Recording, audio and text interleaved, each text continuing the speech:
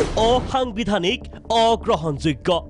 ৰাজ্যিক বিজেপিৰ নেতৃত্বই দলৰ প্ৰাথমিক সদস্য পদৰ পৰা মীৰা বৰঠাকুৰক বহিষ্কাৰ কৰাৰ পিছতেই এনেদৰে সৰব হৈ উঠে নেত্ৰীগৰাকী বৃহস্পতিবাৰে দিছপুৰ প্ৰেছ ক্লাবত আয়োজিত এক সংবাদমেলত ৰাজ্যিক বিজেপি নেতৃত্বক সমালোচনাৰে ঠকা হৰকা কৰি মীৰা বৰঠাকুৰে কয় ঈৰ্ষাপৰায়ণ হৈ উদ্দেশ্য প্ৰণোদিতভাৱে কৰা বহিষ্কাৰ মানি নলওঁ সেয়া বৰঠাকুৰৰ স্পষ্ট মত অতি উদ্দেশ্য প্ৰণোদিতভাৱে ঈৰ্ষাপৰায়ণভাৱে আক্ৰোশিতভাৱে কি কাৰণত দলৰ পৰা মোক বহিষ্কাৰ কৰিবলগীয়া হ'ল মই দলৰ কাৰণে পুনৰবাৰ আজি এখন পত্ৰ প্ৰেৰণ কৰিম যে মই কি নীতি নিৰ্দেশনা উলংঘা কৰিলোঁ এটলিষ্ট প্ৰাথমিক পদৰ পৰা মোক বহিষ্কাৰ কৰাত মই জানিব লাগে মই মোৰ বৰখাস্ত এতিয়াও মই আন্তৰিকতাৰে গ্ৰহণ নকৰোঁ অকল ইমানেই নহয় মুখ্যমন্ত্ৰী সৰ্বানন্দ সোণোৱালৰ লগতে ৰাজ্যিক সভাপতি ৰঞ্জিত দাসকো সমালোচনাৰ লক্ষ্য কৰি লয় মীৰা বৰঠাকুৰে বিজেপি এতিয়া private limited company Ranjit Das ডাঙৰীয়াক কৈছোঁ যে হুৰমুৰ গৈ দলৰ যিখন সংবিধান এই সংবিধানখন আপোনালোকে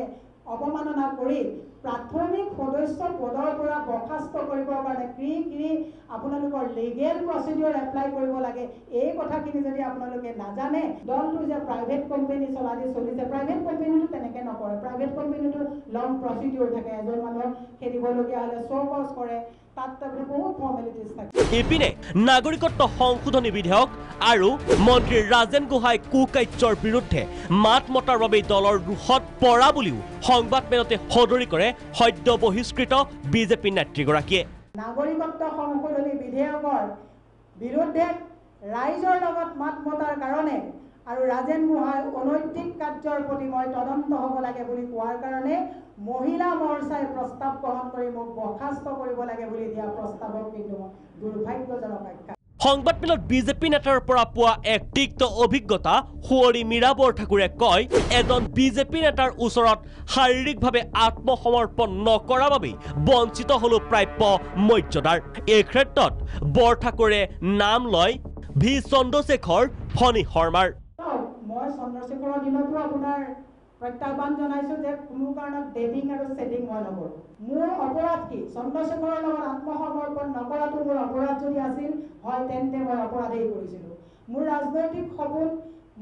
ফণী শৰ্মাৰ দৰে আক্ৰোশী মানুহজনক মই শেষ কৰিব দিব নিবিচাৰোঁ মোক বেয়া সজোৱাৰ যি প্ৰয়াস অতি দুৰ্ভাগ্যজনক মই কিমান ভাল নাজানো কিন্তু মই বৰ উশৃংখল মহিলা নহয় অসাংবিধানিক বহিষ্কাৰৰ দোহাই দি দলৰ এনে সিদ্ধান্ত মানি নোলোৱাৰ হুংকাৰ মীৰা বৰঠাকুৰৰ বৰঞ্চ বিজেপিৰ হৈ কাম কৰি যোৱাৰহে দাবী নেত্ৰীগৰাকীৰ এনে ক্ষেত্ৰত বিজেপিৰ ৰাজ্যিক নেতৃত্বই বা এতিয়া কি পদক্ষেপ ল'ব সেয়া হ'ব লক্ষণীয় ভিডিঅ' জাৰ্নেলিষ্ট বিকাশৰ সহযোগত জোনজ্যোতি দত্ত বৰাৰ ৰিপৰ্ট প্ৰাগ নিউজ